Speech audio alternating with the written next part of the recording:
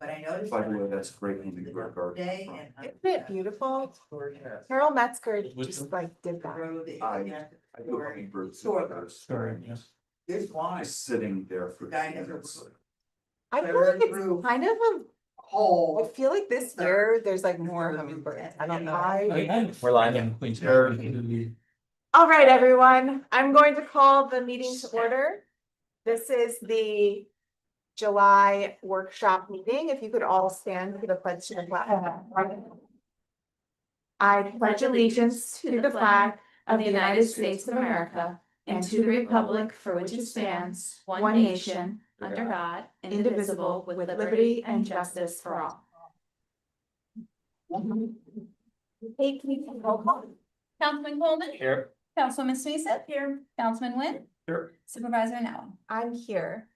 The first item on the agenda is the acceptance of the agenda. I do have some amendments, so I'll make a motion that the town board accepts the agenda as prepared by the town supervisor with the following amendments: to add an executive session at 7 p.m. for the purposes of discussing matters pertaining to the litigation of the town versus 5 Ridgeview and matters leading to the appointments of particular persons, and adding a resolution regarding the EBO account access. Second. Any discussion? All in favor? Aye. Opposed? Abstain? Motion carries. So we will be going into an executive session at 7. The board will be leaving the room for that. So we will go into the other section of the building for that, so the public can stay during that executive session. Our first item is we have one interview for the Community Preservation Fund Advisory Committee, and that is with Hans. If you could come up. We will have some more interviews scheduled at a future meeting, and that is just following up on people who are representative of the agricultural industry. But Hans was part of our first set of applicants. So thank you for being here. Usually I'll kick off the interview and then the board asks questions. And then we try to make sure that we get a good, I made notes from our last interview, so we can make sure to try to cover some of the same questions that we did for the other candidates. So first, if you could just start off by telling us a little bit about yourself and why you are applying for this committee. Sure, my name is Hans Fetrin. Professionally, I work in international conflict resolution, and I'm also the senior advisor to a chairman of a big consulting firm. Locally, I am a co-owner of Roughcut Brewing. I'm a member of the board of the Ronald Elizabeth Land Conservancy and also a member of the planning board of the town. That's kind of my background. The reason I started to become very interested in the Community Preservation Fund when Peter Nelson started to lay out the rationale why we should have in our town a Community Preservation Fund funded by taxpayers. And I supported his effort. I supported his effort when it came to the vote at the end. And the reason why I want to be on this specific committee has 2 reasons. Number one, I feel we have an obligation for the taxpayer to really create a public benefit with any selection of any properties we do. That means specifically we need to have a public benefit in terms of whether it's connecting land, which is not connected at this point, whether it's water. We have a big issue in the town with water. So I'm sorry.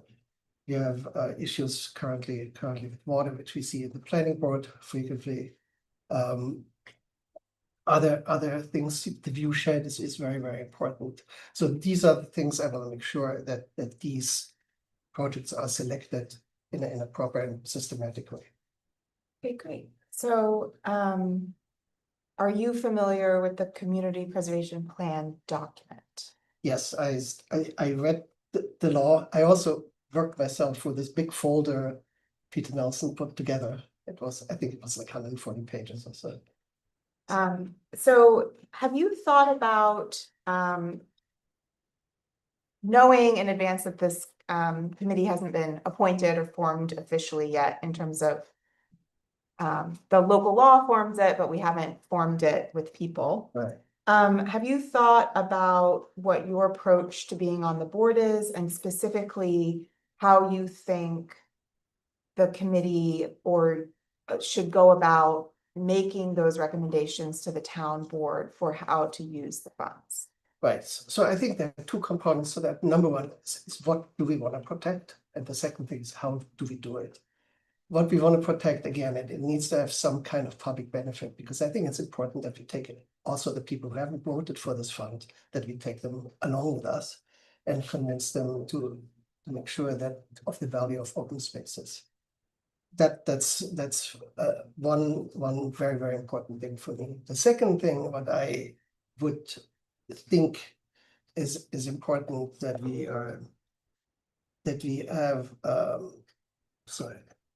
have an approach to I'm sorry, I don't feel so good today. Let me get my together. It's okay. I think so that is the second thing is how we would do it. We would clearly need to have a plan how to approach the selection of projects. Thank you so much. And these projects,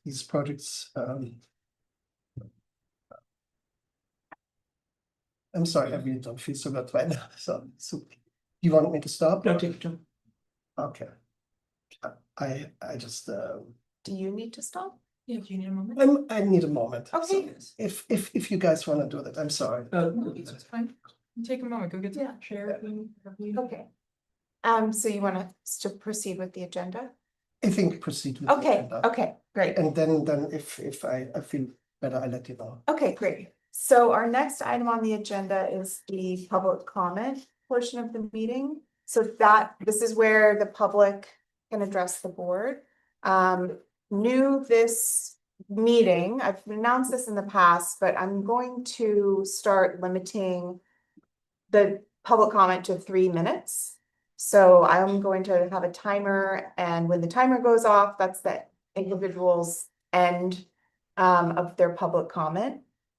And if that's not enough time, then I encourage people to submit written comment to the board if you feel like you didn't get what you wanted across. So with that, I will open the public comment portion of the meeting. Is there anyone here that would like to address the board?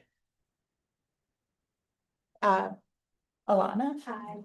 I just wanted to encourage the board way in advance. Because you guys adopted the county's ADU tax exemption option, you opted into that. I know Marbletown did too, and the housing committee would like to encourage you guys to approach Rich Free in Marbletown and Daisy Foote, who I had spoken to about together going to Rondout Valley School District and asking them to do the same for their school budget, which I guess we vote on in April or something, but I know these things take a while. And we wanted to, as a committee, wanted to encourage you guys to start those conversations whenever you have time, if you're interested, but we think we should. Thank you. Minor questions, so I know I'm not supposed to ask questions, but hopefully you will address them in the next comment time. The first one is the paper reported that you advised residents to send official documentation of damages suffered to the town of Rochester website or the Facebook page for information about whether to send it. First, I wanted to know if that is correct, and if it is, Steve wasn't able to locate that, and so we need guidance there. The other one was, again, storm related. There are a lot of trees down in the Blue Hole.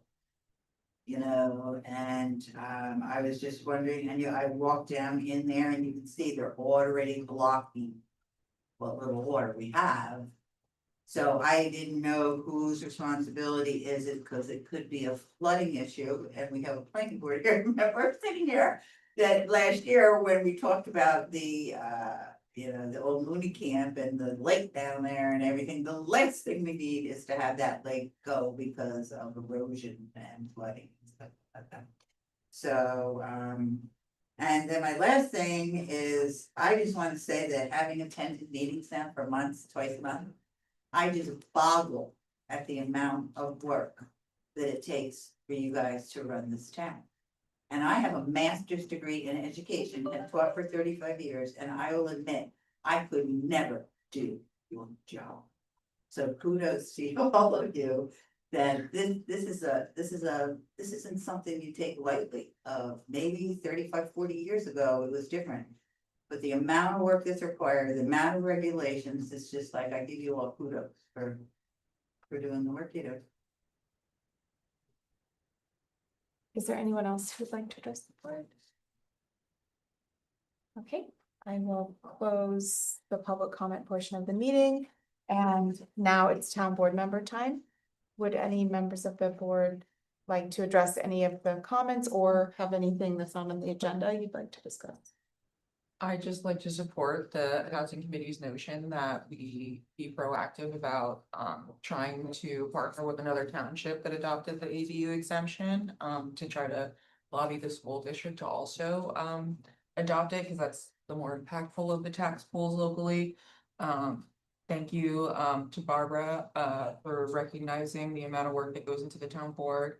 I appreciate that, and I appreciate anyone who recognizes that, so thank you, and thank you for your commitment for coming for twice a month for almost a whole year now and attending our meetings. And then only other thing that was not on the agenda is I just want to say the Rhinedown Valley Rotary is having a golf tournament, and I said this at the last meeting, but I had flyers with me this time, so if anyone's a golfer, interested in golfing, or knows anyone and wants to take a flyer to support our local Rotary Club that supports our town, please do, and I also have strawberry candies if anyone would like that in front of the station.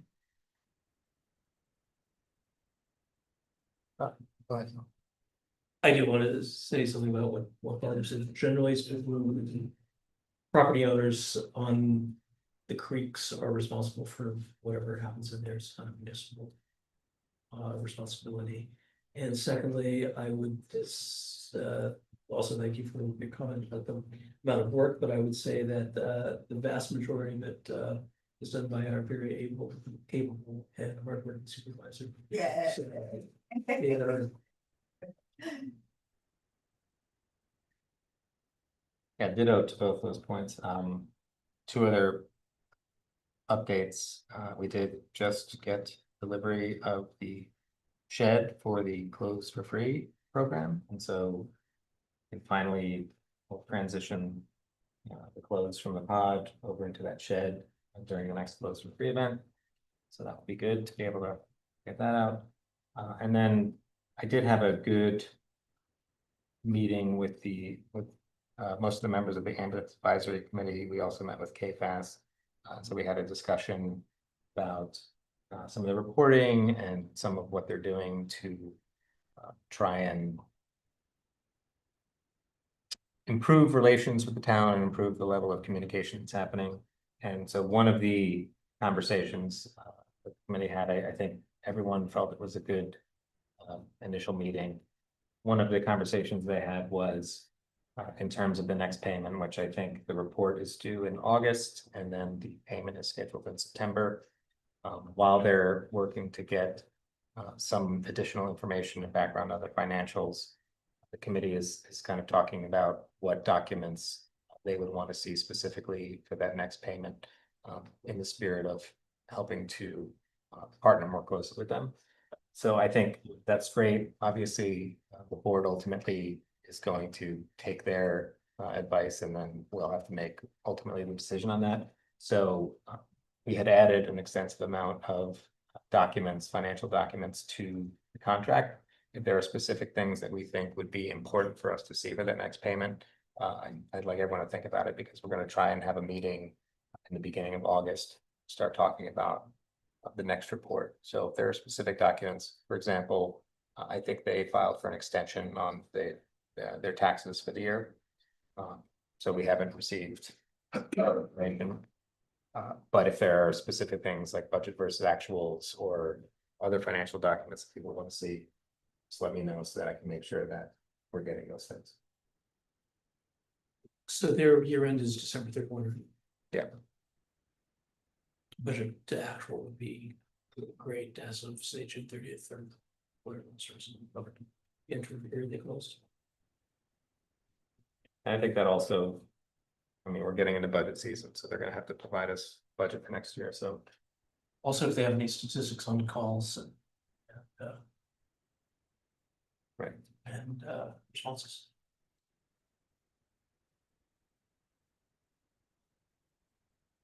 I would just proactive generals to rolling up on budget season, just if they have any capital projects or like fleet projects, like new vehicle purchase or anything coming up with planned, just to give us that. Do you have like a threshold in mind of expenses that was? I would say like over 100,000 one item, you know what I mean? Obviously, I don't need to know that they're ordering like $100,000 worth of gauze and whatever else for the ambulance supplies, but just a large, capital or bonded investment. Okay, so the only thing I'd have to add, thank you for the comment about the form. I had technical difficulty with it and didn't follow up with it, so I will get back on that. Okay. Okay, so we will close town board member time. How are you feeling? Are you ready to go Yeah, again? I'm ready. I'm Okay. ready. I'm sorry. Wait, I can do my question since it's. Yeah. My question's a standard, easy one. Are you an eligible elector of the town of I am. Rochester? I am. Are you being on our planning board? And thank you. Exactly. And then my other question, in the form of, that I've been asking for this committee is if you were to like grade Rochester or rate where we're at so far with conservation before, like what we've done in our history thus far for conservation, if you were to grade us or rate us so far. I think has been a lot of effort, and especially in the new code, we have the conservation easements, which drives the town into the right direction. When it comes to the details, I think there's a lot of things which need to be ironed out. And you mentioned the conservation easement, it really doesn't have any teeth because either the town board is enforcing this driving around and looking at easements. I don't think that's a good time use of your time. Then the other option is a homeowners association, which basically can nix their own decisions within a second. The third thing is that it would be taken over by an organization like Rwanda Disopus. The disadvantage of that, from my personal perspective, is if I hand over, for example, my property to Rwanda Disopus, I have a tax advantage. I get tax break every year. In the current code, in the current environment, this is not looked at as a voluntary easement. So basically, there is no tax benefit. So I would encourage the town board to look into that and to look into opportunities to make this, if somebody really gives up a right that they would kind of get a certain benefit out of that as well. But in general, I really appreciate it. And I think the reason why I'm also here is we all want to protect this town. We came here because of the environment. And if we cannot protect this environment, the whole reason for coming here and to live here kind of goes away. While we still, I'm sure it's important to have development. I'm sure that there needs to be growth in the town. But I think that is one of the really, really critical pieces why we need kind of this public benefit oriented conservation program. Thank you. Thank you for your interest in this. Thank you for your service on the planning board, which I know is a lot of work as well. It's We the should fun. move forward. That's the love. So obviously, in your time serving on that board, I think, well, I know you have had a lot of opportunity to hear input from the public Right. on different projects that are before the board. And you've kind of seen a lot of the complexity of trying to address different needs and making sure that you're taking into account what the public feedback is on the decisions you make. I'm curious for this board specifically, there's a process with, public hearings and making sure that any decisions that the board ultimately makes have gotten similar feedback. Curious, how much of the work of this board do you think should be done in public? How much of the conversations that the board is having should be made available? Do you think it should, they should be open meetings that people can attend, that should be broadcast on Zoom? I'm just curious what your philosophy is around informing the public. I think the open meeting law in this town applies to the town board, it applies to the planning board, the board of assessment review, and the CBA. So I don't think for this, and would all kind of puts all these different boards on the same level is that they make decisions for the town. I think this is an advisory committee. In the end of the day, you guys will make the decision. So my point is, and especially when it comes to real estate is a fickle thing, it's a very, very sensitive thing. I don't think a seller wants to be in the Bluestone press and see that there are discussions with the town of potentially taking over. So my argument would be in the beginning, when it comes to the initial discussions which this board would have, where it comes about price discussions about how would you proceed and so on. My inclination would be to make it non-public. But since it's a taxpayer-funded initiative, I think it's clearly once there is progress and it comes to the town board, obviously it's subject to open meeting laws, and the public should have input in that. Okay, thank you. So given the significant A, development pressure, B, lack of affordable workforce or affordable workforce housing, how would you reconcile development pressures against conservation issues and knowing that land is finite and that there are only certain parcels that come up and are available at any given time in a lifetime? So I think when it comes to looking at conservation, the code gives us some ideas in this regard. Code says cluster as much as you can. That's the idea also of the conservation subdivision. So I would argue that if you try to cluster and you increasingly kind of That's create areas for development and building and include that into your town planning, I think that would be very valuable. That is also important, for example, for affordable housing, which we are looking at. That it has access, for example, to 209, where you have public transportation, where you have at least basic shopping partly. So I think it's a little bit different from the areas which you would protect in a conservation easement or in a conservation plan. And I mean, I would think, again, I want to come back to the public benefit. So it can be parcels which could be combined, but we try to do it around the Isopos. It can be certain wetlands which are really valuable for the town. It can be scenic areas which are really critical and make it different. Thank you. To just sort of go back to the question I had, how do you envision the advisory committee going about the process of considering parcels? So I think there's two things to that. Again, there's what do we want to do? And secondly, how we do it. For the consideration, there are scorecards which you can use to evaluate and to kind of decide what potential projects there are. One of Isopos uses a questionnaire which I like because it's qualitative. And very, I think it gives you a broad range of doing that.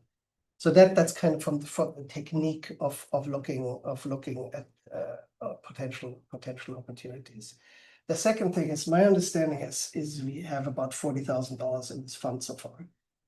Right, and I 80 don't, now. well, okay. My speech is killed in this weekend, but I think. No, it just as of today. Okay. So I think that $40,000 or even that is not enough to make a big difference. So I think it's important that that's the how we do it. I think we would need to partner with other conservation partners. And that can be OSI, that can be or not Isopos, it can be even like Rooted in Rochester. Or other organizations. And I think there's a lot of opportunity to collaborate. And kind of there's the opportunity to get grants and to work on grants. So I think there's a whole range of opportunities kind of to leverage this initial fund. Do you have any questions for us? I'm pretty good. Great, well, Thank you for your patience, but yeah, no, not of an course. invitation. Okay, well, I'm glad you're feeling better. Okay, I think that's it. So, thank you so Thank you much. so much. And we'll be following up. We do Sure. have a few more interviews to Oh, schedule. no, sure. And, I think I'm probably gonna be sending a follow-up email to everyone that we have interviewed, just to keep you posted.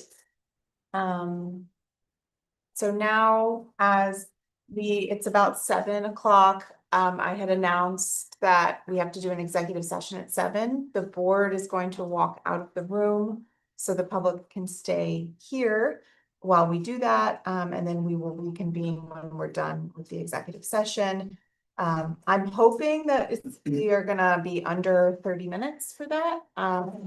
But it just depends on how much discussion the board wants to do on the topics. Yes, we're doing it on Teams.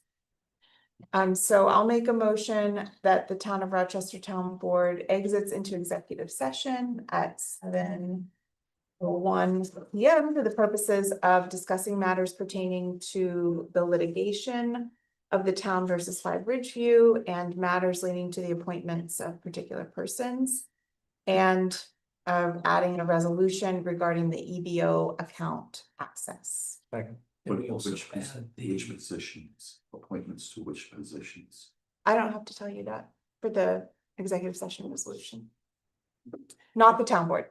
Can we also add discussion of litigation? Sure. And so we'll add, did I have a second on that yet? I second. So we'll be amending to add a discussion on the litigation of the town versus Richard S. Miller. Second is amendment. Any discussion? All in favor? Aye. Opposed, motion carries. Please don't interrupt me during.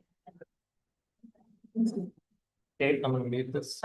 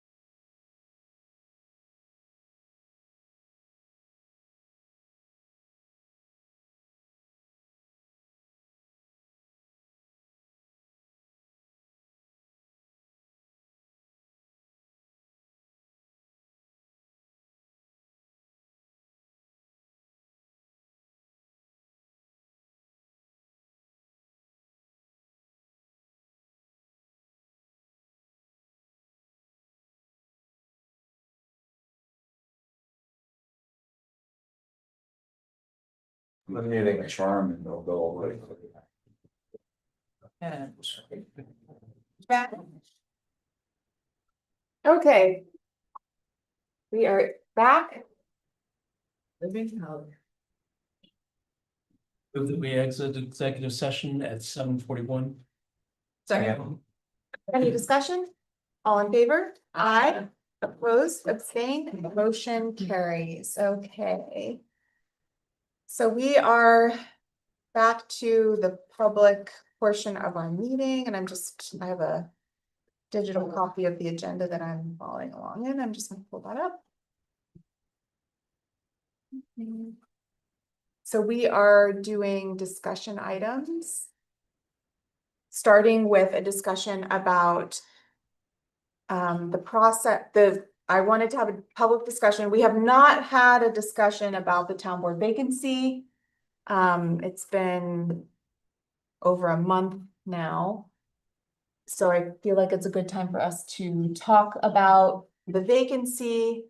And I put what I want to talk about in the agenda. So does the board wish to fill the vacancy for the remainder of the calendar year? And if so, what vacancy filling process would you like to follow? So I just feel like it's probably best to just do a round robin, hear from each of you what you think about those. So, Councilman Nguyen, do you want to kick us off? Sure, I think we should fill the vacancy for the remainder of the term and solicit letters of intent with the hope of appointing somebody by the first meeting in September.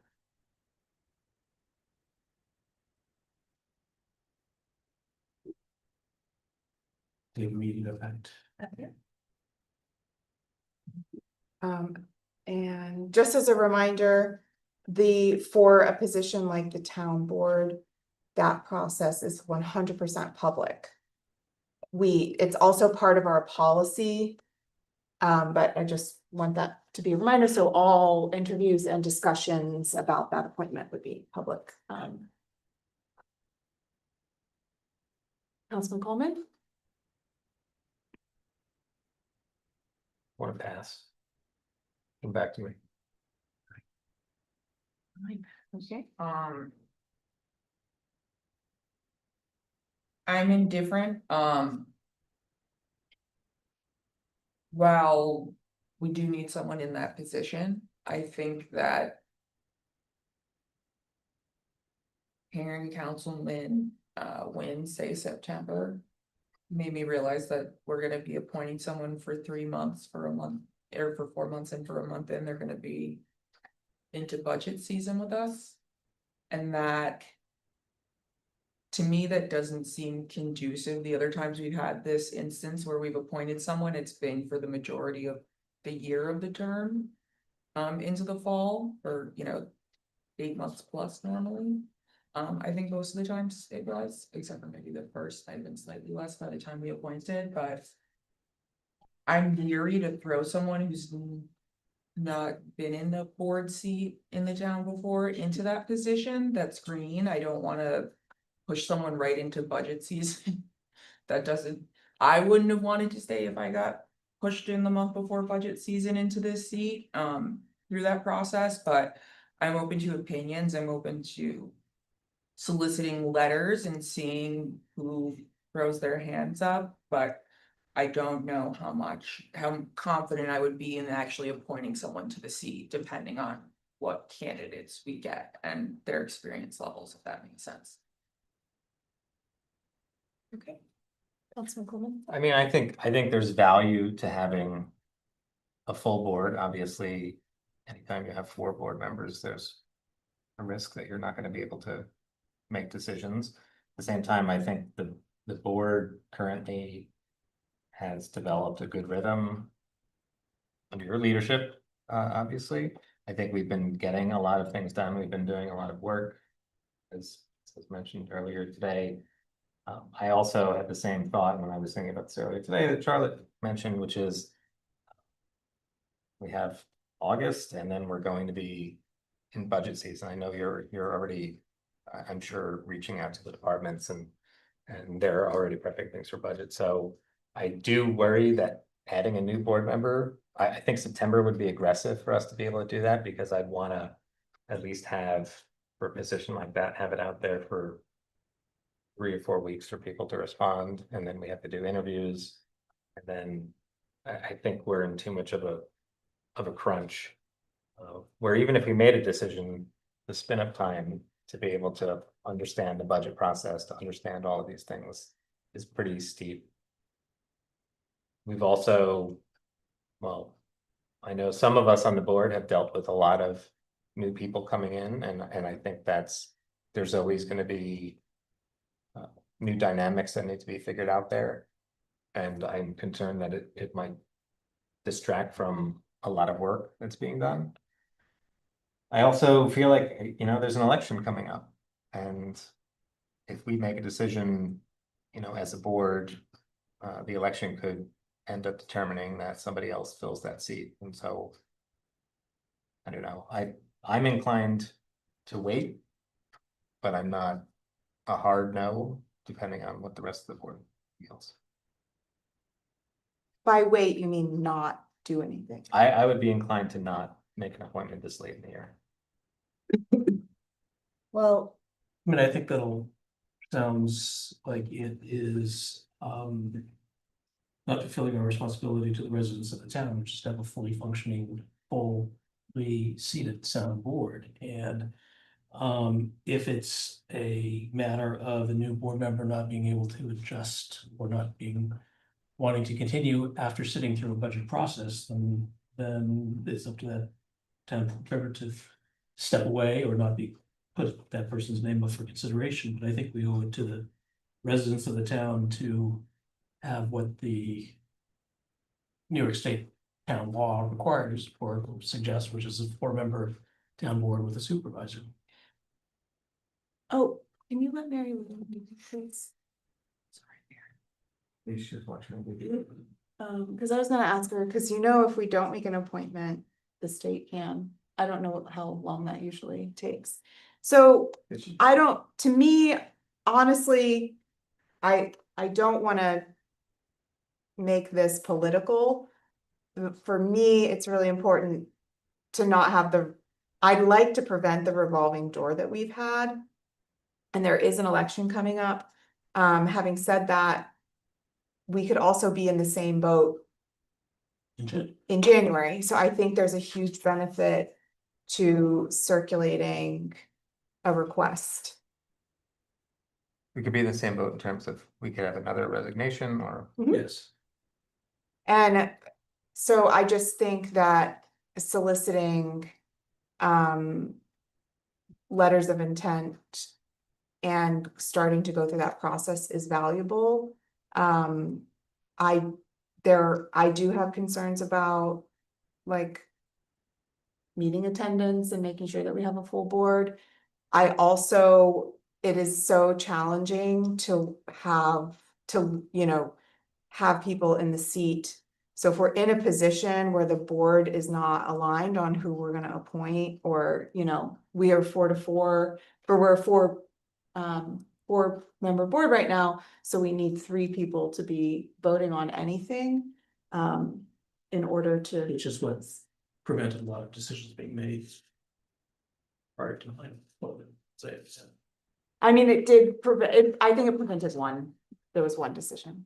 But in terms of the appointment, we have to have, we have to have a majority board vote to do the appointment. So I think we'll see through the process, but I certainly don't want to end up in a situation where we are appointing someone who we don't think has a good chance of, in some fashion, remaining on the board. So. I mean, I see that point, but our position is not to anoint somebody as a successor through an election process, or obligation to the residents of the town is to make sure that we have 5 people. And it's up to us to make sure that the people or person that we choose is the most qualified and the one that, in our opinion, is the best able to serve the position, irrespective of that term's termination date. But I mean, I see your point. It's just a lot of work. Yeah, of course. Yeah, it's, It's like, it changes the whole pace of the board, and even though that can't come in January, having that come during budget season.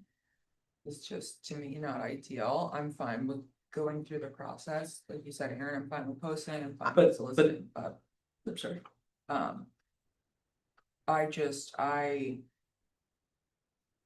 depending on what pool of candidates we get, will depend on if there's someone who's able to go into budget season or not. Hitting the ground rolling, or if we are gonna have to do some coaching and hand holding of a new member or not, while also in that process. If that's a concern, then the ability to work on a budget is something that we should consider as a qualification for somebody whom we appoint. But the argument that the appointee might slow down deliberations or upset the pace of the way we operate is, I think, a self-serving argument, not one that's in the best interest of the members of the, not in the best interest of the residents of the town. I appreciate that point. I just have been at a point on this board where, in another rendition, where we were taking extremely long to get through things. Even before we had the resignation and changeover issues, where the pace of our meetings were so long that we were barely productive because we were all just so run down from how long those meetings were and over explanation of things. That I'm trying to set us up for not that again, and that I do appreciate the working order we have. I'm not saying someone couldn't join into that working order and have it work. I just know that. Unless it's someone who's been in this exact seat before, who's dealt with our zoning code, dealt with our public hearings and our laws, I don't think that it's conducive for any one person to be put into that situation.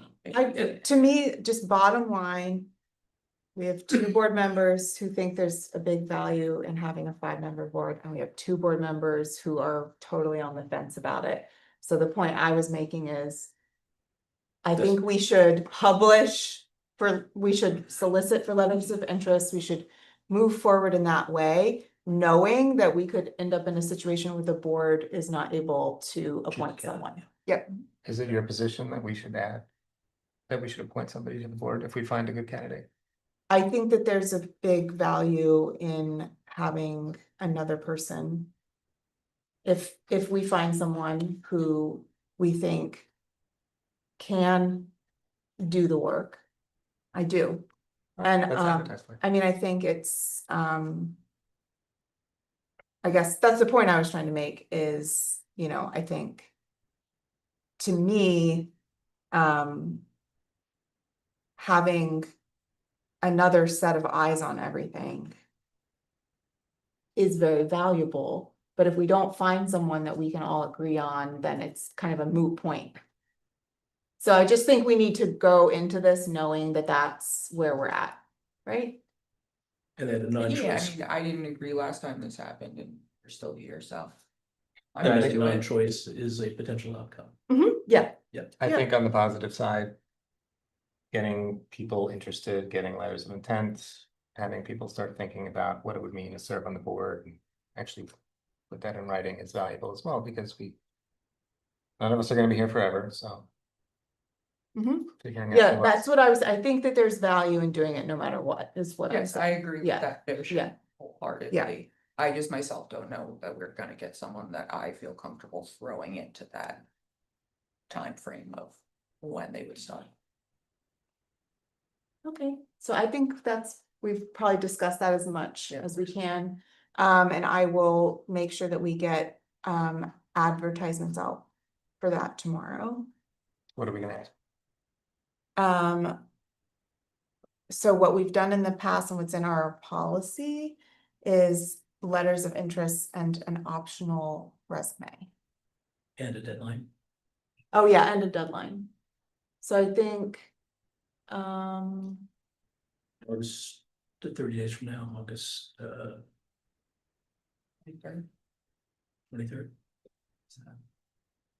Or 30 days from the note of the publication, which if the publication is tomorrow, make it August 24th. Yeah. We have our workshop meeting on the 27th, so, Perfect. Okay. Schedule. okay. So. Just that working document of the resident of blah, blah, blah, blah, blah, of the agenda that I have, I'm taking notes in it. So you guys can go back and look at it. I just download a copy to take my notes, so I don't Great. miss your guys' copies. So, Take notes of it, too. because I will. I'll mess with it. Okay. I wanted to update the board on cemetery maintenance. Jim Ayers came to me several weeks ago to bring something to my attention. I will be asking Mary Lou to review, but it's not an urgent situation. But there's a New York State law that when there's not a board to take care of a cemetery, the town is responsible for the maintenance of that plot or of the property. That is correct. And there are some, minimum guidance. We have a number of cemeteries in town, some that have boards and some that do not. There are two in particular in town that do not, and Mr. Ayers is taking it upon himself to revitalize and care for these cemeteries. I got a tour of one of them recently that has 66 known 66 known burials, and then he's been reading obituaries starting from like the late 1800s to see if he finds listings of anyone that was buried in this cemetery that wasn't a part of the roster that he has. And he's made it up to like 1930, I think, and found like 33 more people. So there's at least 100. It's called Sunnyside. Where's Tabasco. It's in Tabasco. There is a town right of way, but there's not currently like a clear public access to it. where in Damascus? Yeah. Oh. So you wouldn't know where it is. Who actually owns, is it a cemetery The association? town owns it. So there's no cemetery association. So there's a town right of way, there's an old town road that is currently not, it's like, it looks like someone's yard, which is why I'm not specifically telling people where it is. Because at this point, we don't want people going to this cemetery. It's also not cleaned up yet. So he's getting it to a point where in the fall, I will work with them to have a lot of brush removed. He and one other person are just doing their own maintenance and weed whacking and mowing, and it's really great. They also are cleaning the stones and putting them back in place. And there's a second cemetery that they haven't really gotten to that we'll be doing this for. So I just wanted to bring that to the attention of the board, because he's also starting to write about the work he and I are doing together. So I just wanted the board to be aware and the public to be aware that that's what this situation is. He also brought up something really interesting to me that I admittedly had not considered as deeply, but that most of our cemeteries in town are full, and that it would be of value for the town to start considering what it would take to expand those cemeteries, that there is a possible expansion opportunity so that people who want to be buried in the town will be able to. So that's just a topic. It's not, none of this is an emergency by any means, but it's something that there'll be a small amount that we'll budget for maintenance in next year's budget, because by next year, we'll have to do some like mowing twice a year. And potentially do some tree cutting, to clear the trees that are growing in the middle of the cemeteries. I can circulate, so I have the deed. I have the old maps. These really cool things called boundary lines, is that what they're called? That he keeps talking about, that the town used to be split up into these rectangles, and there are these old boundary lines that still, you can still kind of find. And then I have the list of everyone that's buried in the cemetery, so I can. You're able to, my recollection from discussions with Pam Duke 20 years ago or so is that the town owns some plots in Pine Bush Cemetery. Is that the one next on 209 Yeah, for indigent persons? yes, Jim brought that up to me too. Okay. Do we have a Also- record of those plots? It's, yeah, it's kind of like on my list, Okay. but I hadn't followed up on it. The other, yeah, he did bring that up. Okay. And with respect to the expansion of cemetery plots, would we be encouraging the existing cemetery associations to add on to those plots and support that in some way? Or are we contemplating, I'm not asking the question, I'm asking it rhetorically, are we contemplating creating a municipal type? I think it's kind of like follow both leads, see which one's better. He has identified a couple of potential opportunities that I think are worth approaching the landowners about and seeing what they think. I'm just thinking of some. I'm on the board of the cemetery, and there are just a lot of Yeah. odd regulations. Yes, I can imagine. Update on the community meeting, still working on getting that scheduled, so this is the discussion item C. Just some related notes on that, the best time for that for some of the bigger agencies is gonna be late August, early September. In the meantime, I have been meeting with our emergency management coordinator. I'm getting us signed up.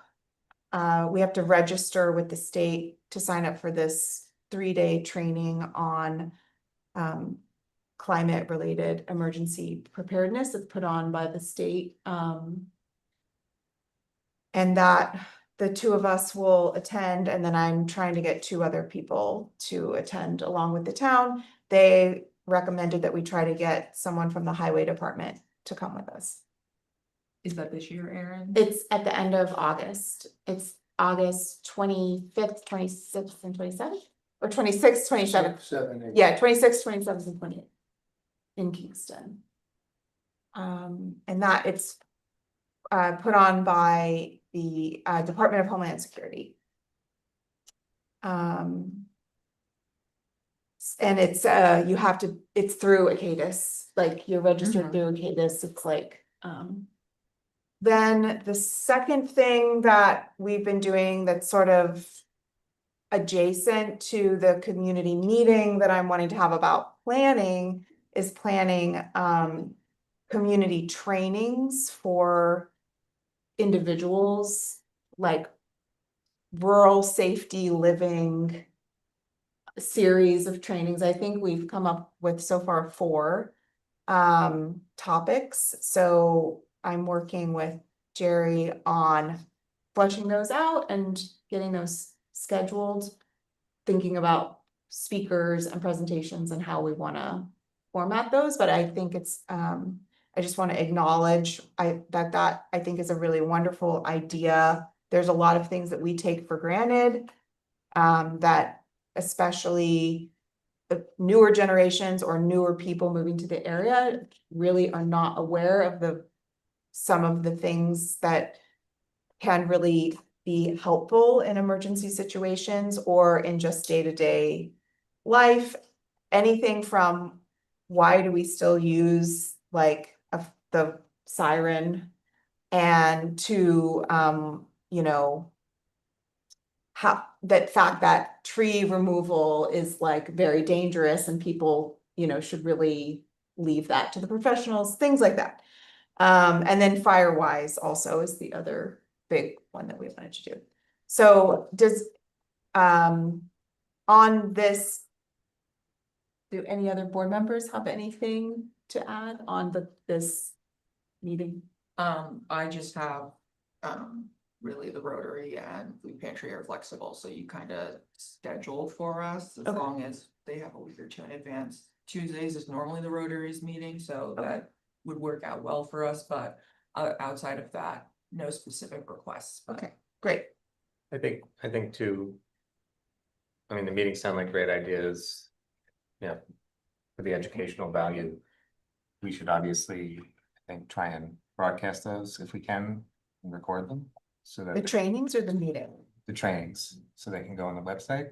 And I wonder too, if it's something that the county emergency services department might also want to be involved in. Maybe we could get additional resources or so that they could have, because it's not just a kind of Rochester problem, it would be, you know, across the county. So I don't know if you reached out to them or if you want to talk to them in August, see if they have interest in that.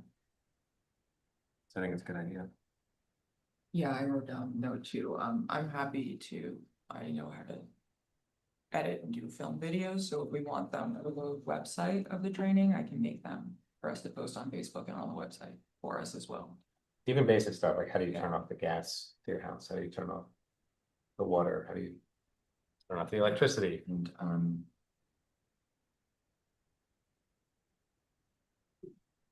I have from when I did the senior resource fair a couple of years in a row for the elder care abuse awareness day. I have a couple of resources where they would come out with, I just need to find, I have it on my water heater, but it has like, they give you like little twist tie, like warning signs that this is your water line, this is your gas line, to go tie on it in the basement so you know where the shut off is and things like that. I just can't remember if it was Department of Health or if it was Office of the Agent, but it's on the bottom there, but like those offices have tons of stuff like that available for those exact situations so that it's easy. You can at least tie it on if you're not there, someone's watching the house, they can still find it or something. So I will take a picture of mine when I go home in the basement. Tell you what departments they were. The other thing that I keep forgetting about that I think we should maybe discuss during budget time, but also even educating people. High visibility house numbers. I know this is something EMS, fire district, like when they need to navigate somewhere, if they can't see your house, like the blue signs with the reflective numbers, I know that helps a lot in terms of figuring out where they need to be. And you see them around and it's like significantly easier to find addresses. So I don't know if we can maybe set aside money where people could get them and we could, or. The First Aid Squad used to do this, Used to do what? used to do the numbers for you. Like you could buy them from them Yeah. or, They even install it for you. yeah, well, Yeah, I know I talked That was a with long time. Chief Nelson a while back about the same thing about trying to find a grant or something to fund it, where we could give out, like at Heritage Day, give out numbers for people's houses so that they could take them home and put them up. Yeah. And then he talked to me about the blue plaques, and there's a company that does it that you can like apply for funding through, I think. I can leave myself a note to follow back up on that for us. so I think that would help a lot. Especially when visibility and trees are down and you don't know. It's fine.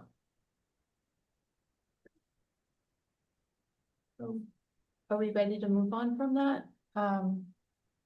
The next, I'm just realizing, actually, I think I need a resolution from the board. So we had decided that for the consolidated funding grant application, we're just doing one for the the planning grant for town comprehensive plan with sustainability elements. That's due a week from tomorrow. What I had hoped to have is like a draft of the application that the board would look at and then submit, but I think I need to ask you guys to authorize me to prepare and submit that application, as long as I circulate it to you. Because we don't have a meeting in between. I'm fine with that, and if you would like some help in Yeah, I this do need- week, I I need can help. come in and absolutely help with Yeah. some of the narratives and stuff like that. I'll text you up set a day. Okay, so can I have? I make a motion that the town of Rochester Town Board authorize the town supervisor to apply and submit for the CFA grant opportunity through the county For the state. or through the state and circulate the application to the board. Do you want to specify which one? Sure, I just couldn't remember all the names, just The- list them just then. Planning grant, the climate smart community planning grant. Climate Smart Community Grant Grant, or the I'm smart. planning. There's too many C's and S's. Did you, does that Yeah. make sense? Okay, is there a second? Second. All in favor? Aye. Opposed, abstain, motion carries. Let's see, the county just announced, like literally just announced, their own EV infrastructure grant that is due in August. So I'm gonna see if it's possible for us to apply for that, but otherwise we have the ZEB infrastructure one that's in October. What's yours? What is ZEV? So ZEV is it's like the state program, and it's not, the county program gives you up to $25,000. This one you get like money back from what the project, so whether you be purchasing, there's like $8,000 that you get back for purchasing an EV for the municipality, and they have some for doing the infrastructure.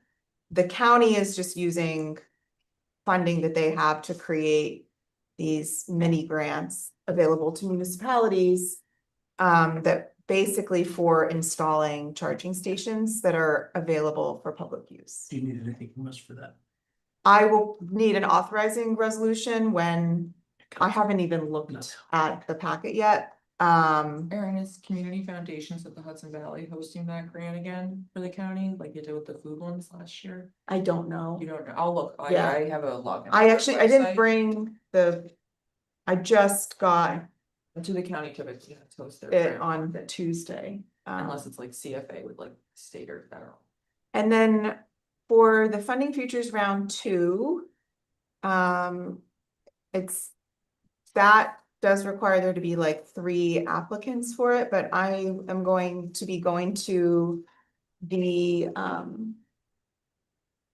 Rooted in Rochester final gathering, and I will be advocating that we use that for the planning for new town infrastructure project that I didn't think we had time to apply for the CFA grant for, but if we were to be able to apply for this, it would allow us to put some plans together for town infrastructure, which does correspond to the Rooted in Rochester community vote in terms of creation of public spaces and public access. Is that a bad thing?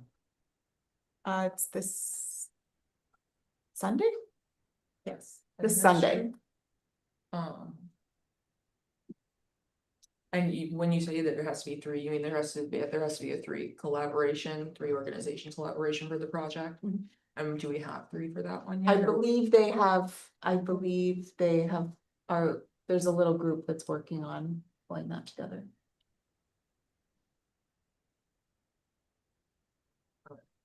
If that fails, I have, Okay. I have a feeling I know what you're thinking. we know what it is. So, so don't need any other votes, but those are the updates. I had this placeholder, I just nailed Jill down about how much fence as a donation she got. So I'm just gonna table this, and I told her that she and I need to stake.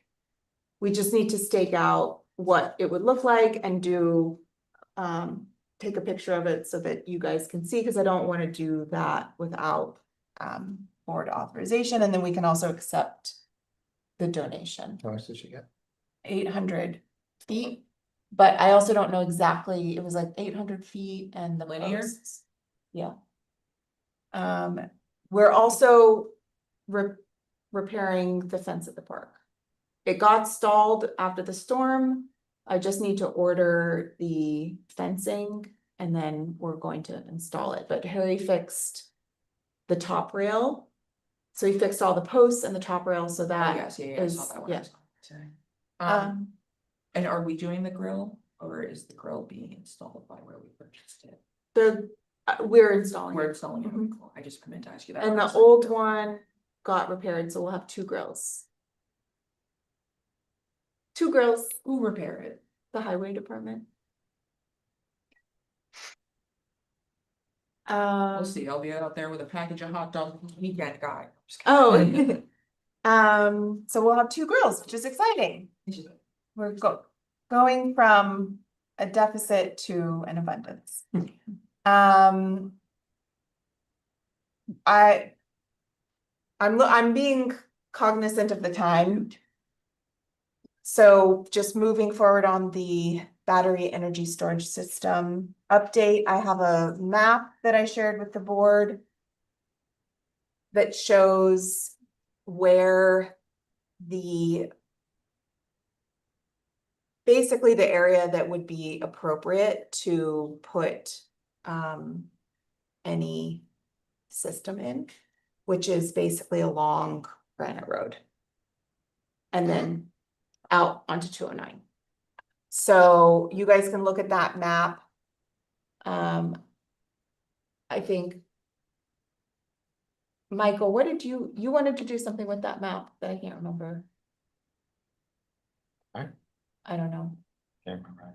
Okay. And what's that based off of, Aaron? Like for the amount of like infrastructure that. Oh, Lack of infrastructure. So what it is basically is there's a map, a zoning map Uh-huh. that shows where the transmission line in town is. So they have to be close to the transmission line. Well, This is way above my. And one, they also said near substations, they would probably be near the substation. but Hmm? It would Only probably be certain, near only certain types have to be near the the substation. larger ones. Yeah. The, The other ones would be along three phase. so the next step is to sort of take this knowledge and think about where we think it would be appropriate in terms of like our zoning. And if there are any like specific places in town. I think short story is our town planner is like, yeah, I don't know that there's gonna be any place that's like actually well suited from anyone's perspective. But he's going to start taking a stab at what that would look like. And I guess my concern about Granite Road is the same thing with the Sunflower. Like. I mean, the community needs the asset, but the location is awful. Right, there's also I these, wouldn't see it as storage. I think these look a little bit like, I don't know if you guys saw the picture. I can also organize a tour of one, but the Key Capture Energy NY6 scaled. That's a photo of what a larger system looks like. So they typically would not be visible from the view shed, is one thing that I would say. So it does look like a very small storage facility, basically.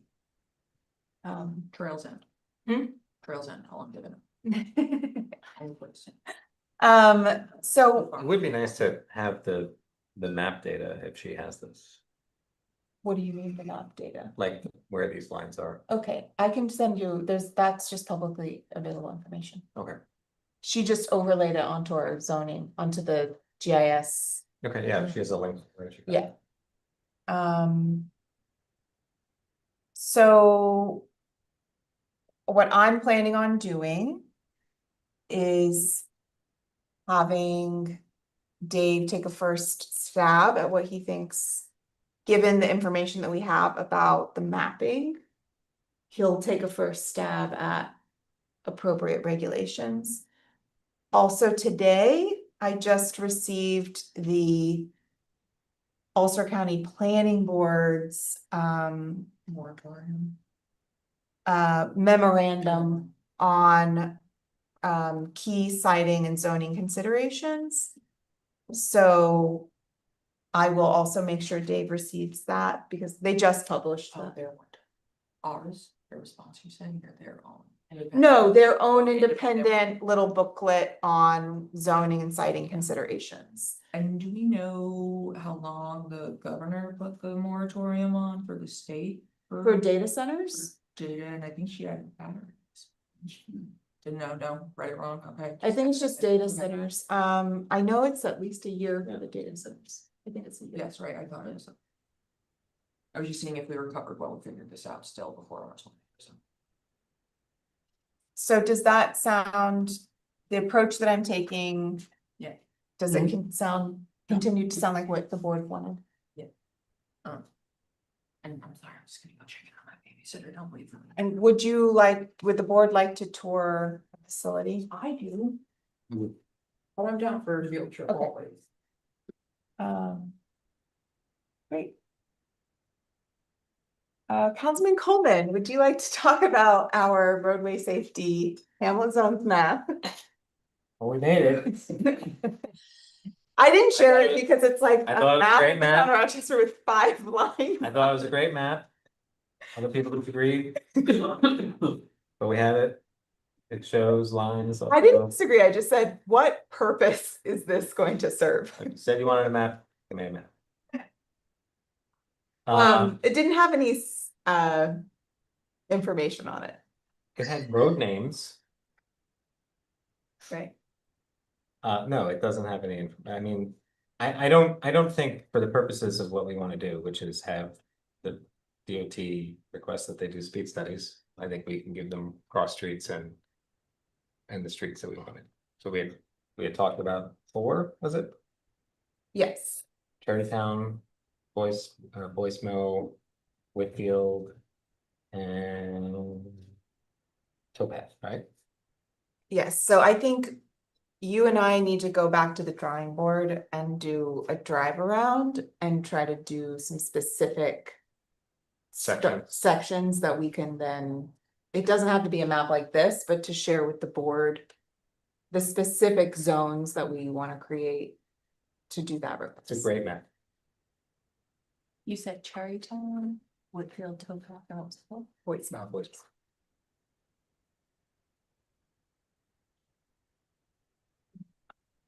Okay. So next up, town board calendar. The main things I wanted to talk about is carving out time for this emergency preparedness coalition meeting that we'll be having sometime late August, early September. Budget season for the board starts up in full in October. So that's after I filed the tentative budget, which is due September 30th. We also have to make a decision about our insurance plan, which I'll be bringing to the board. We also wanted to do some work on our policy manuals and our pay scale. So next month is when I'll be coming to the board to see about how that work is going to get done. Are you still planning,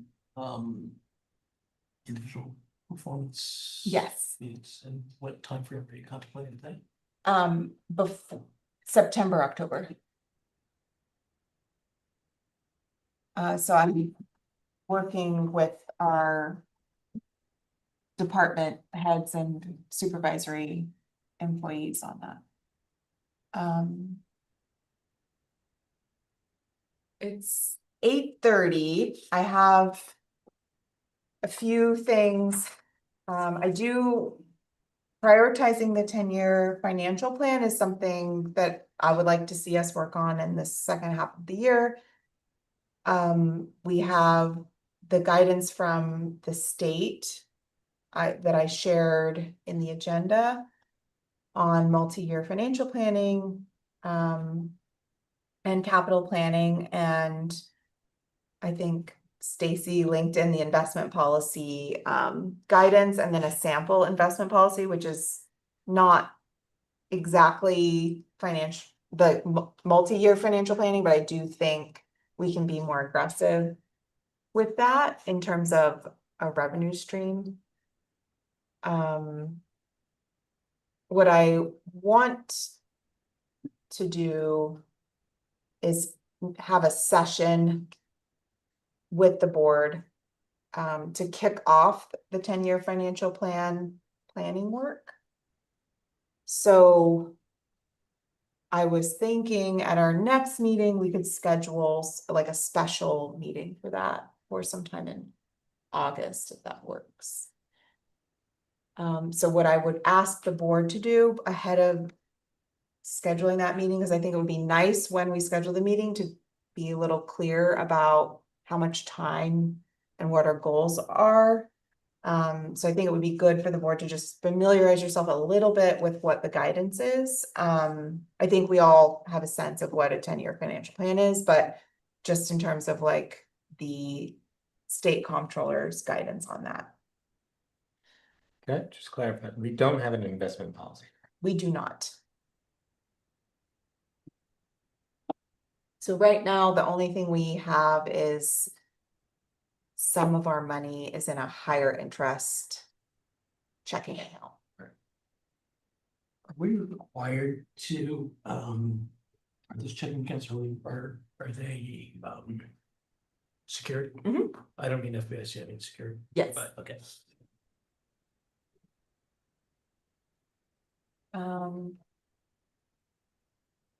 Then I'm just gonna move on because it's 8:30. But I do want us to schedule time to just really dive into those things in August. So, all right. I think it's commendable to put it together and to start those discussions because it's never happened. Yeah. And the capital plan is like a huge part of it, which is why it's a little bit like a behemoth, but I think we can make one of the points of a plan is that you have something that when you deviate from it, you can make adjustments, but if you don't have a plan, then you're kind of flying in the dark. So it doesn't have to be, we don't have to be predicting the future, but having something better than having nothing in place. Just putting down on paper the things that you know need to be done.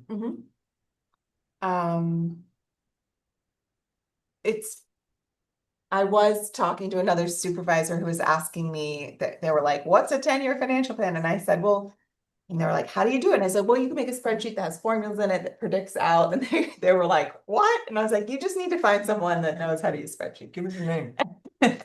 I said that I could share a template. Did you tell her we have a consultant? You can. It was a him, not a her. So the next one, I wanted to bring this up and then I'll need board authorization. There was an application for a major subdivision that is a $1,550 application fee. After they got their zoning determination, so they paid for their zoning application, got the determination, were sent the link to the application packet. They decided that that was too much and they wanted to scale back and do a minor subdivision, which costs a lot less. So the zoning coordinator came to me and said, look, the only work I did on this is covered under the zoning application. So I'm requesting that we just reconfigure their fee so that $600 goes towards their new application and the remainder goes to escrow. This was paid in February though, so it's gonna. If we issue a refund from February, the board has to authorize it. So I felt most comfortable with this situation of having the board authorize that. I think that's reasonable, given the fact that they didn't do any work. Yeah. Related to larger projects. Is it a refund if it's going to escrow? Technically, I'm taking it out of one bank account, I'm taking it out of a revenue stream. And I'm putting it into a different bank account and it's no longer revenue for the town. Yeah, okay. I'm fine with it. I move that we authorize the supervisor to refund the difference between the major subdivision and the minor subdivision application as requested And deposit it as escrow. and deposit it in escrow as necessary. Okay. Do I have a Second. second? Second. All in favor? Aye. Opposed, abstain, motion carries. That brings up this because there was another request for a refund that did not seem like something that we should grant. And what I've done in the past is when people request refunds, I bring them to the board and I'm like, this seems so inefficient. Can we just have a refund policy? Yes. And what would you think that the appropriate parameters of that policy would be? I think that if a permit or an application has been issued or approved, no refunds. But I think when there's a gray area, like something like this, maybe that's when it's appropriate. But I think that it would be helpful to the staff if there was something printed on the fee schedule so that they could just say no, How would we right? calculate how much staff time was spent on an application that is subsequently withdrawn and canceled? I Because if, like in the case Like a that we just partial- talked about, if somebody from our building department had spent 6 hours on it. I think that it's fair that the town be compensated to defray all or part of that time expense. Because that's what the purpose of the application fee is. So perhaps if we had a sliding scale percentage wise, depending on how much work had been done, that would be appropriate rather than a full refund. So typically, I'm just gonna ask if Kate can be a part of this discussion because typically when it happens within the month, so all permit fees and all the department revenue goes through the town clerk's office. Like I don't handle Mhm. it specifically. The only time this kind of stuff reaches my desk is when the month has passed. Because it gets received officially. You guys do issue refunds, you put them in your town clerk report. Do you have a way that you make those decisions? So it always has to be within the month that I'm collecting. And generally, it comes from the building department that's asked for refunds, and they will tell me flat out if there has been any work involved in it. Most times at that level, it's usually like a day or two after they filed, so there's very little work and they will request the full refund. But there's no real anything set in place. Other than that. And And they're the only department that's ever really requested refunds, but this kind of opens up the whole thought, like I've had people ask me about the town park. You know, if they had to have a cancellation, do they get refunded that way? If somebody drops out of like the summer program, how do they get refunded that way? That's come up. Because once the money goes to you, it's not only been work in the supervisor's office, it's also work in the clerk's office to code it, get it into the bank, it's part of the reconciliation that gets turned over to you. So once it goes to the town board, there's a lot more work involved in it. I'm wondering if there's like a set fee Yeah. that you don't get back, like you automatically will not get back $100, let's Yeah. say, Yeah, an on an administrative application. fee. I agree, I was gonna bring that up. Rather I than think a that we should have a percentage. flat fee for at least your hours if you guys have to re-journal and re-ledger and do refunds and change accounts and things Mm. on it too. And I second and appreciate Zolly's point of making sure that we aren't you know, just letting people come and get a consultant, get a consult, hearing no on their determination or, you know, something odd and being like, oh, you know, what, never mind, I'm not gonna do this and want their money back because we still put in Yeah. the working hours. I'm happy to research and see if I can find other towns like refund policy or something like that, if you'd like to bring to August. So if That's we get helpful. input from Yeah. Melissa and from- the building department to make sure that there is some sort of consideration for time that they've spent within that policy. No, I think that's good, yeah, where I kind of was starting was like, if something's been issued, I just think it should be no. Mhm. And Yeah, that should I be agree. printed. Yeah, because at that point, it becomes an option on a. Yeah. Kind of- Yeah, not an And- inquiry, it's, And I like to cut out decision fatigue, so Yeah, yes. this is one place where it's both a decision point for the department, and then it becomes a decision point for me, and then it becomes a decision point for you guys. So that would be, I think I would like Kate to be a part of that policy discussion, so if you're able to find some samples, that would be great, and then I think we should just make sure we capture.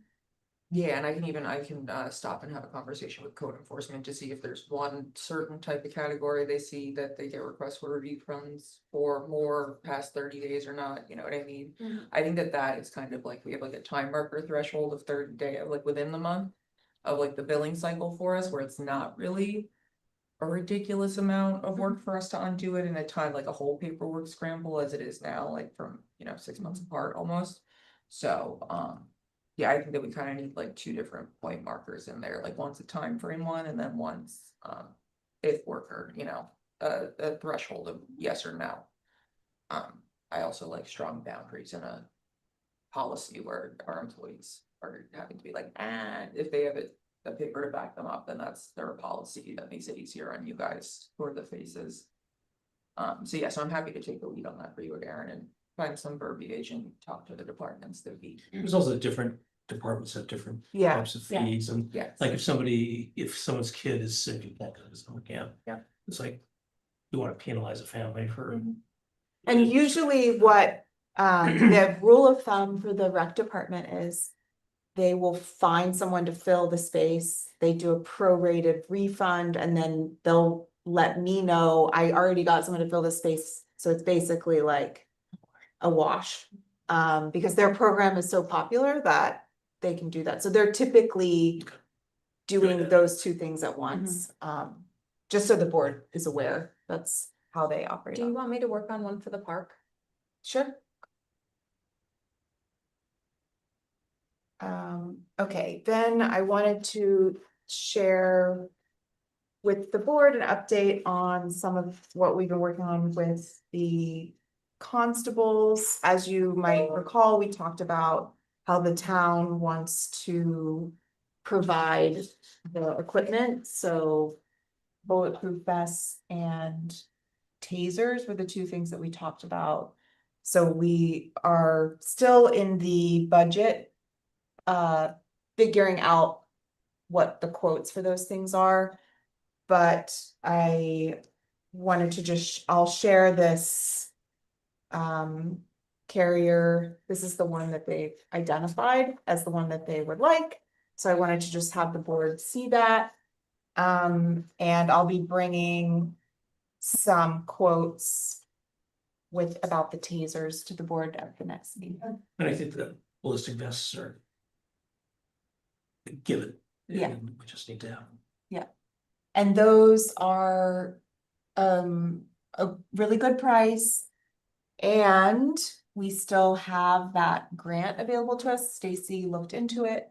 Okay. And that'll actually make it Revenue expense neutral. well, more like Here. 50% of the cost. So when you think about the value of what they do, it's kind of a They need- no-brainer. they need to- Yeah.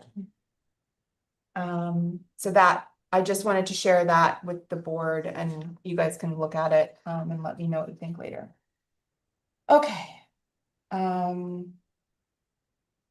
I took notes in the agenda, so our August business meeting review, the main things are I will be asking tonight, I'm asking tonight to schedule a public hearing at our business meeting. And we will be scheduling a special meeting to discuss the 10-year financial plan.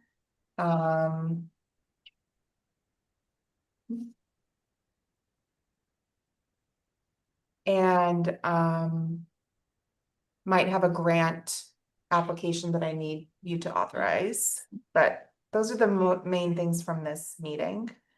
So is there anything else from the board before we move on to resolutions?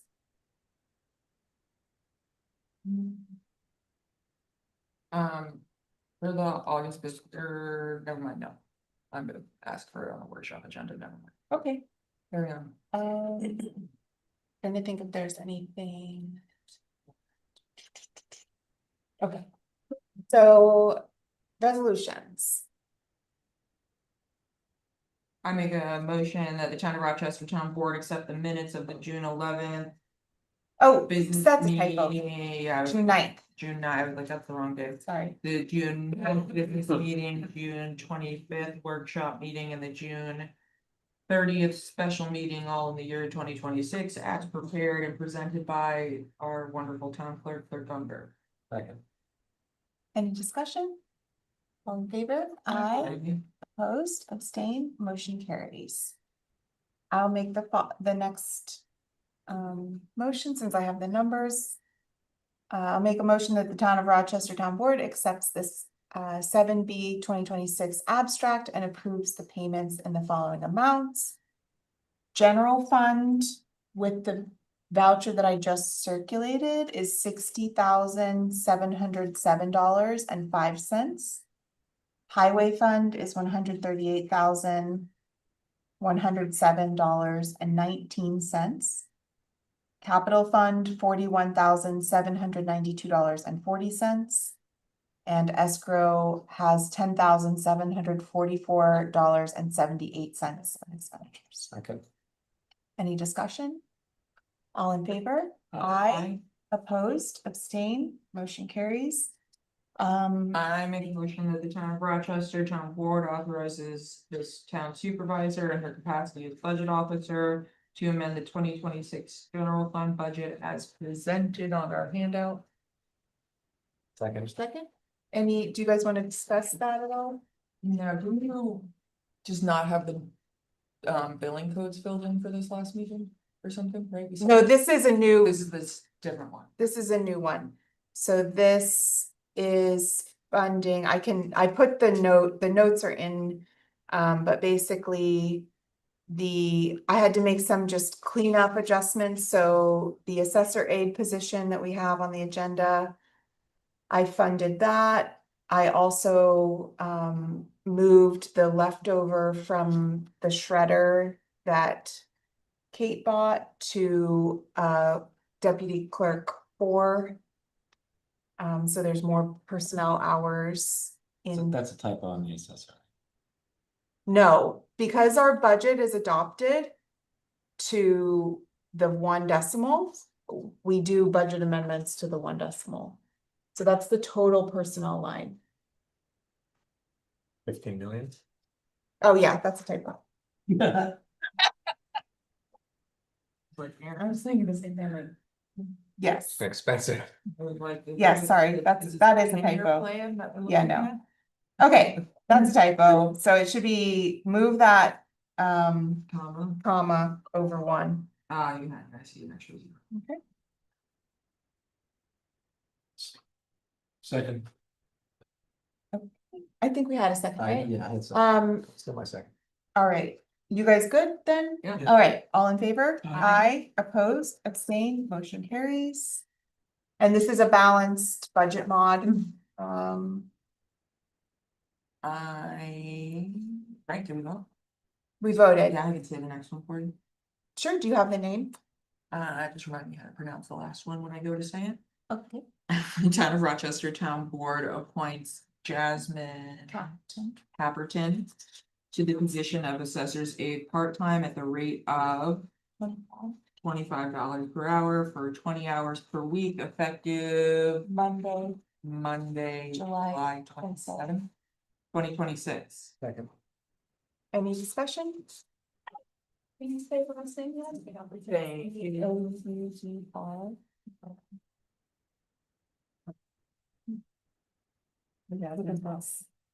First? Yeah.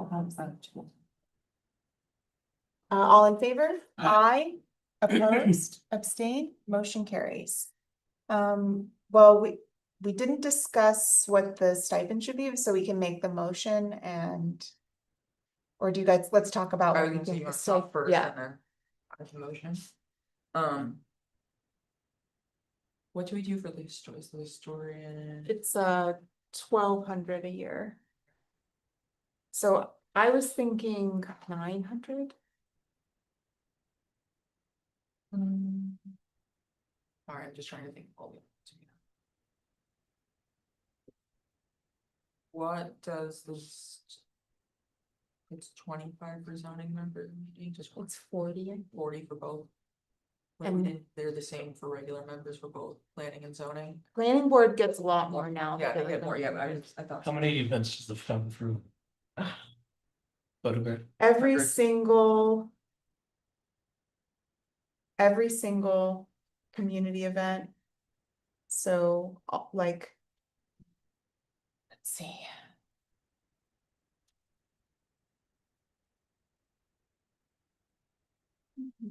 Can I find 900 to be high, cause my deputy only gets a stipend to be a registrar for $780. So I think 900 for photography is a lot of money. That's I was my gonna perspective. say, I think that that's, myself a little high compare for a one person like stipend thing, just because that's why I was asking what the different committees make, because that's almost double what the zoning board members make. And I understand it's still like an equal, probably almost balanced amount of time that that person puts in to like select the photos, edit them, blah, blah, blah, and attend the events and everything. I'm also being very budgetly cautious right now, so I was thinking, what if we started at 600 and then when we get to October, we can talk about it again for next year to be able to plan for it, and then that's $50 a month, which is about what. Like it's in between our, what our ZBA and. You know, I was trying to average it by like what it would be monthly that we would be giving the stipend, thinking of it, so I think that like 50 a month for a photographer for it. Would like having not budgeted for this is not like a terrible starting place. To go from. But I'm open to other things. I'm just trying to be cautious. I think 600 is a fine place to start. Yeah, I don't doubt their value. I would love to pay everyone with a stipend position, double And- what we pay them, but. Should we make that quarterly in arrears, so she's paid at the end of each quarter and make that effective July 1st?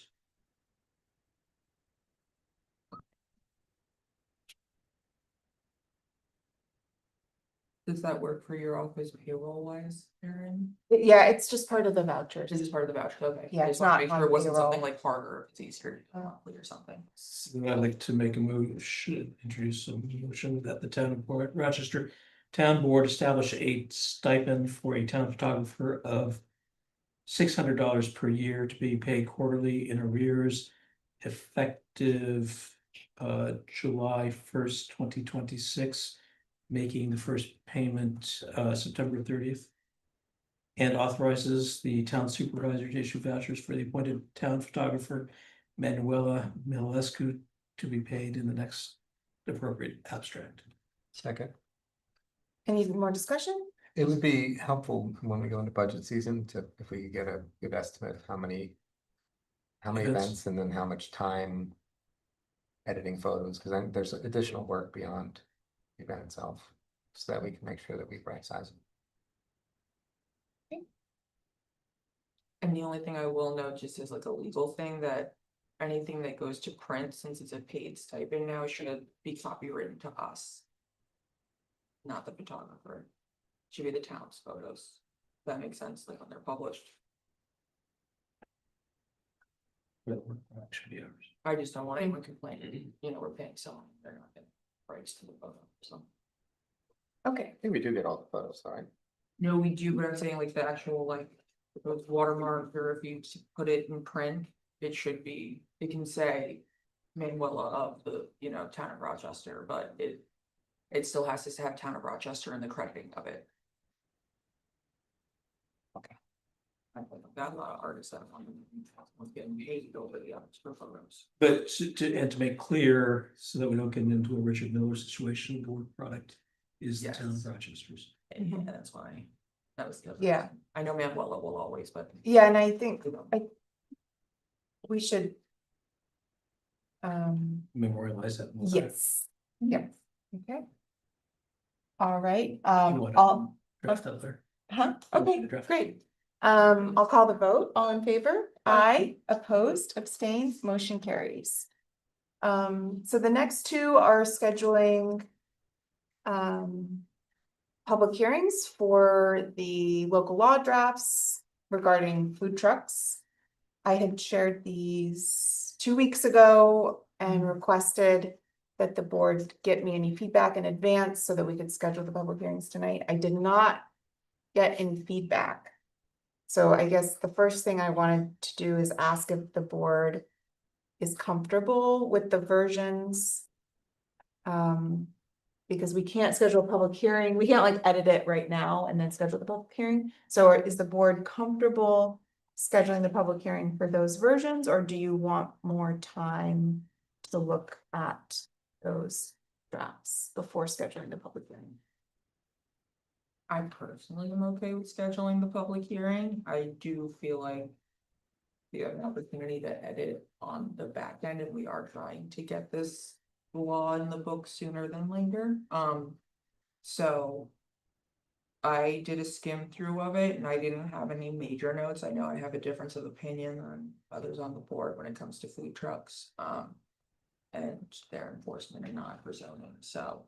I'm happy to send it to public hearing and have a larger discussion after we get public feedback on it. Okay with that? Yeah, I thought it was a good draft, I think, Yeah. hearing from the public to see if there are things that we missed. There are things that. We may wanna tweak or clarify after we hear feedback from them, but I'd like to hear from food truck operators. yeah. I'm inviting the ones Okay.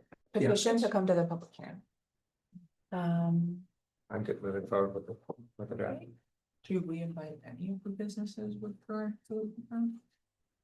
Should we? Yeah. All of the We like can. restaurants that we know that like I said, Yeah. there's like at least 3 that I can off the top of my head. Okay, and then identify. we also will be leaving the public hearing open for a month because we have to do referrals. Yes. So, I- okay, I make a motion that the town of Rochester Town Board schedules a public hearing for local law. What number are we on? There's X the actual, I'm okay, sorry. X is the one, it's not a placeholder of 2026. Food trucks for Thursday, August 13th, 2026 at 6:30 PM and request the town clerk circulate notice. Again. And do I need to do referral now? I have another solution for that. You do, never mind. Michael seconded. Okay, any discussion? All in favor? Aye. Opposed, abstained, motion carries. I make a motion that the town of Rochester Town Board schedules a public hearing for local law Y of 2026 food trucks for Thursday, August 13th, 2026, following the hearing for local law X of 2026 and request that the town clerk circulate notice.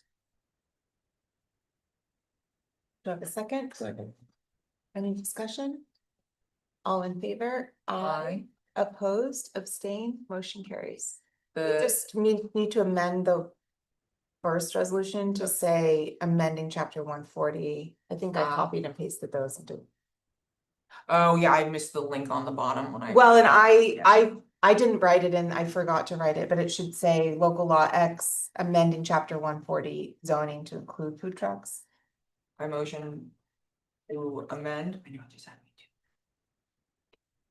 I make the motion as amended. Second. All in favor? Aye. Opposed, abstained, motion carries. Okay. I motion that the town of Rochester Town Board refers local laws X and Y of 2026 to the Ulster County Planning Board. The town of Rochester Planning Board and the Code Enforcement Office for comment due August 24th, 2026. Second. Any discussion? Yes, Okay, local law Y does not have to go to the county because it's not a zoning law. But can it go to the county, or do you just think they'd be annoyed? They'll probably say that they don't have jurisdiction over it. Oh, okay. I thought it might be helpful to get their feedback on it, but that's okay. And on local law X, it also needs to go to surrounding towns. Kate has a list and Okay. because it's a zoning change. So I'll amend my last resolution.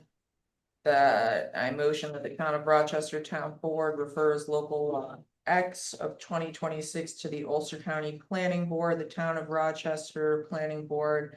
And the town of Rochester Code Enforcement Office for as And- well as the Surround. surrounding towns. For and comment. agencies. And what, And and agencies. agencies for comment due on August 24th, 2026. And one more thing, the And county one- planning board won't be due on the 24th. The county planning board is by state law. Don't they get 31 days or no? They have 30 days from the date that they receive it, I receive the referral. Well, if you have the referral done for me tomorrow, we can do it tomorrow. yeah, that's what I was planning on doing, but. So we should say due August 24th. Well, Or 31 days after receiving notice. As a minute. Well, I mean, it's going to be, you can say the 24th. I think we also have 30 days for our planning board in our law, correct? Yes. So you don't really need a due date. That's the due date. It's specified in law for both of those boards.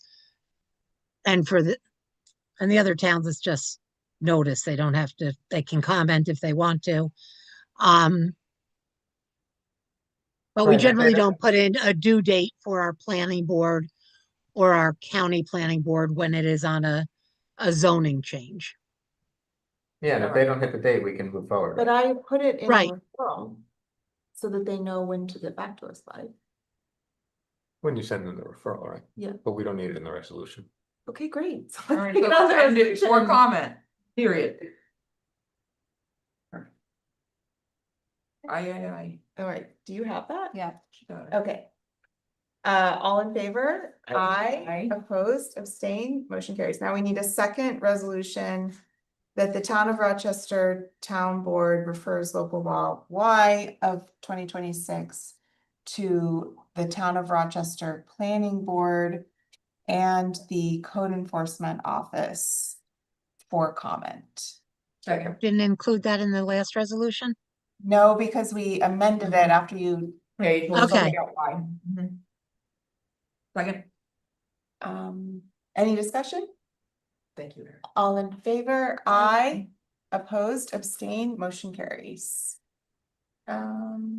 Okay, Mary Lou, on the next one, should we table the homes and community renewal? Yeah, yes, because they haven't gotten back to us with the changes that we asked Okay. for. Okay, so we're gonna. Sorry, Charlotte. I know, I'm like, but it's them, so it just gives us more time. Yeah, they were conferring with their lawyer. Yeah, longer than this. Okay. I like that.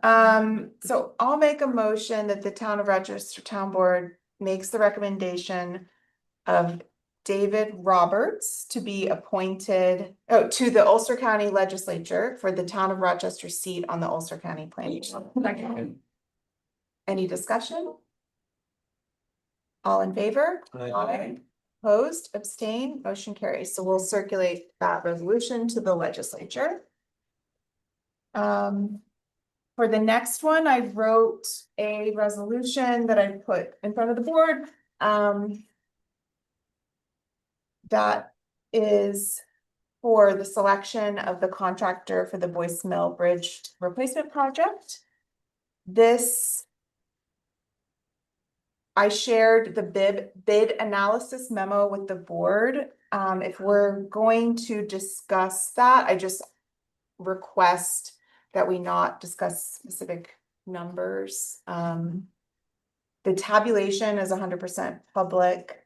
And then we have the sponsor recommendation letter, which is what you will be authorizing me to send through this resolution. So our selection is contingent upon the approval of the New York State Department of Transportation. So if they say no, we have to go back and make a different selection. I'm just letting you know that's why it says Make a that. different selection or rebid. Make a different selection. Yeah. Well, hopefully they don't make us rebid it, but they do their own review and it takes about a month. So we won't really know. We won't be able to certify the selection until the DOT, but I do need you guys to authorize us saying this is who we are selecting. So we got 5 bid responses, and our engineer found that the lowest bid is the lowest responsive bidder. So that is their recommendation for us to go. Responsible bidder. Yeah, so they are, after analyzing the bids, they feel that the lowest is the most. Yeah. Why don't you read the All resolution right. so we don't miss them, so I don't. Yeah, mess it up. so I'll make a motion. That whereas a project for the Boyce Mill Road Bridge replacement located on Boyce Mill Road over the Falls Mill Brook, Town of Rochester, County of Ulster, PIN 8762.64, otherwise known as the project, is eligible for funding under the State of New York's Bridge New York program, and whereas the town duly advertised for bids for the construction phase of the project on June 9th, 2026, and publicly opened and read said bids on July 8th, 2026. And whereas upon review of the bids by the town's consulting engineer, HBEA Engineering, it was determined that ING Civil Inc. submitted the lowest responsible bid in the amount of $1,915,400 to complete the project. And whereas the town has verified that sufficient local funding and or state reimbursable funds are available to cover the total awarded contracted amount, including any approved contingency amounts. Now therefore be it resolved that the town board of the town of Rochester hereby awards the construction contract for the Boyce Mill Bridge replacement project to ING Civil Inc. for their low bid amount of $1,915,400 contingent upon approval of the award by the New York State Department of Transportation, otherwise known as NYDOT, and be it further resolved that the town supervisor is hereby authorized to send a recommendation letter to the New York State Department of Transportation for the selection of ING Civil Inc.'s bid. Should have that. Second. Question. Yes. Do we also need to authorize you to sign it in the event that New York DOT does approve it? Or is it a- That's gonna happen in like a month. And we have to have like a kickoff meeting and all that. So I think we can just wait. Cause there might be some kind of official resolution. We will not know what the timeline is gonna be until the kickoff meeting, but it looks like it's gonna go into next year. I just want to say thank you to HVEA for all of the work. This was someone who's not a civil engineer and has no engineering background. They made it really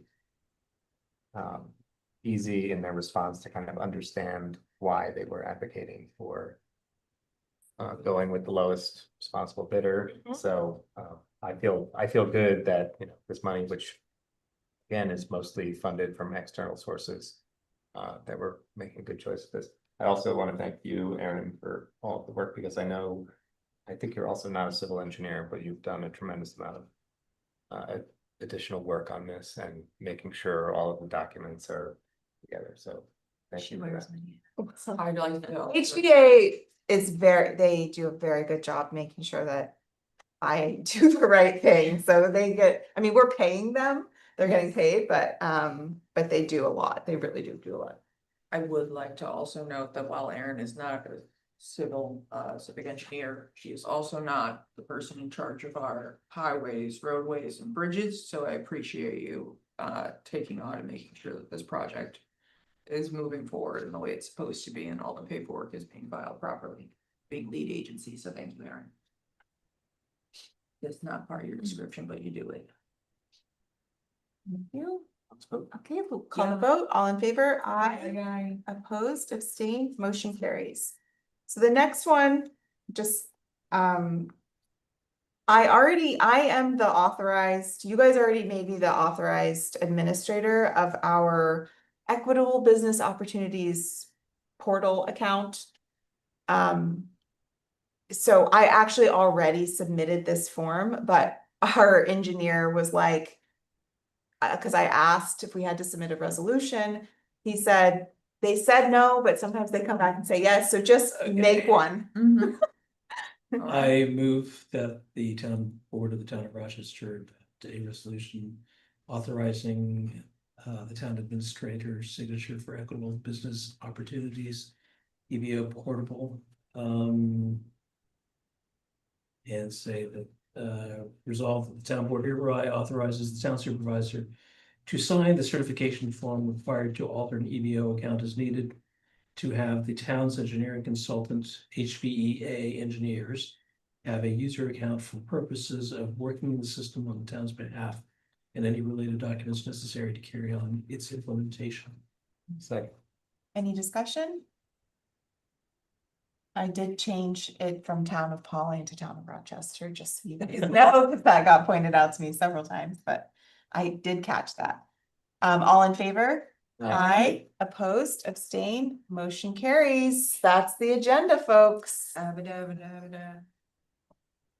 Motion to adjourn? Is there a second? Second. All in favor? Aye. You don't gotta go. Thanks, home. Mary Lou. You can't stay here, folks. Thank you. Good night, everybody. Night. Thank you.